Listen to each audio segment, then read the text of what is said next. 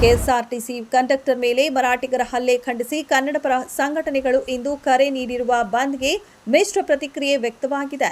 ಎಲ್ಲಾ ಜಿಲ್ಲೆಗಳಲ್ಲೂ ಕನ್ನಡಪರ ಹೋರಾಟಗಾರರು ಬೀದಿಗಿಳಿದು ಪ್ರತಿಭಟನೆ ನಡೆಸಿದ್ದಾರೆ.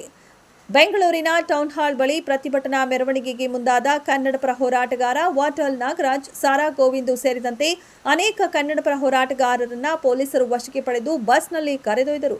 ಬಳಿಕ ಫ್ರೀಡಂ ಪಾರ್ಕ್ನಲ್ಲಿ ದೊಡ್ಡ ಹೈಡ್ರಾಮಾವೇ ನಡೆಸಿದರು. ಅಧ್ಯಕ್ಷ ಡೊನಾಲ್ಡ್ ಟ್ರಂಪ್ ಅಮೆರಿಕದ ಇತಿಹಾಸದಲ್ಲಿಯೇ ಅತಿ ದೊಡ್ಡ ಗಡೀಪಾರು ಅಭಿಯಾನವನ್ನು ಕೈಗೊಳ್ಳುವುದಾಗಿ ಮತ್ತು ಮುಖ್ಯವಾಗಿ ಲ್ಯಾಟಿನ್ ಅಮೆರಿಕನ್ ರಾಷ್ಟ್ರಗಳಿಂದ ಅಕ್ರಮ ವಲಸೆ ತಡೆಯುವುದಾಗಿ ಪ್ರತಿಜ್ಞೆ ಮಾಡಿದ್ದಾರೆ.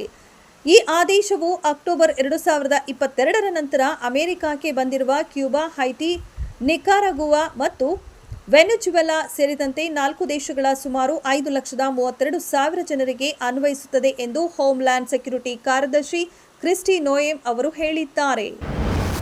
ಬಾಂಗ್ಲಾದೇಶದ ಹಿಂದೂ ಅಲ್ಪಸಂಖ್ಯಾತರೊಂದಿಗೆ ನಾವು ನಿಲ್ಲುವುದಾಗಿ ಬೆಂಬಲ ವ್ಯಕ್ತಪಡಿಸಿದರು. ಹಿಂದೂಗಳ ಕಿರುಕುಳಕ್ಕೆ ಸಾಂಸ್ಥಿಕ ಬೆಂಬಲವನ್ನು ಒದಗಿಸಿದ್ದಕ್ಕಾಗಿ ಮೊಹಮ್ಮದ್ ಯೂನಸ್ ಆಡಳಿತವನ್ನು ಅದು ಕರೆದಿದೆ. ನಾವು ಬಾಂಗ್ಲಾದೇಶದ ಹಿಂದೂ ಸಮಾಜದೊಂದಿಗೆ ಒಗ್ಗಟ್ಟಿನಲ್ಲಿ ನಿಲ್ಲುತ್ತೇವೆ. ಹಿಂದೂಗಳು ಸೇರಿದಂತೆ ಬಾಂಗ್ಲಾದೇಶದ ಎಲ್ಲ ಅಲ್ಪಸಂಖ್ಯಾತರ ಮಾನವ ಹಕ್ಕುಗಳ ಉಲ್ಲಂಘನೆಯ ಬಗ್ಗೆ ನಾವು ಗಂಭೀರ ಕಳವಳ ವ್ಯಕ್ತಪಡಿಸಿದ್ದೇವೆ ಎಂದು ಆರ್ಎಸ್ಎಸ್ ಜಂಟಿ ಪ್ರಧಾನ ಕಾರ್ಯದರ್ಶಿ ಅರುಣ್ ಕುಮಾರ್ ಹೇಳಿದ್ದಾರೆ.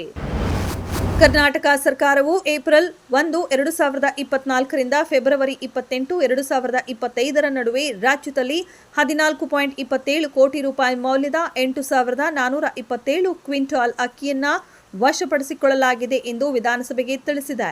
ಅನ್ನಭಾಗ್ಯ ಯೋಜನೆಗೆ ಉದ್ದೇಶಿಸಲಾದ ಈ ಅಕ್ಕಿಯನ್ನು ಸಾರ್ವಜನಿಕ ವಿತರಣಾ ವ್ಯವಸ್ಥೆಯಿಂದ ಬೇರೆಡೆಗೆ ತಿರುಗಿಸಲಾಗಿದೆ ಎಂದು ಆರೋಪಿಸಲಾಗಿದೆ. ಯಾಕಂದ್ರೆ ಆರೋಪಿಗಳು ಅದನ್ನು ಫಲಾನುಭವಿಗಳಿಂದ ಖರೀದಿಸಿ ಹೆಚ್ಚಿನ ಬೆಲೆಗೆ ಮಾರಾಟ ಮಾಡಲು ಪ್ರಯತ್ನಿಸಿದ್ದಾರೆ.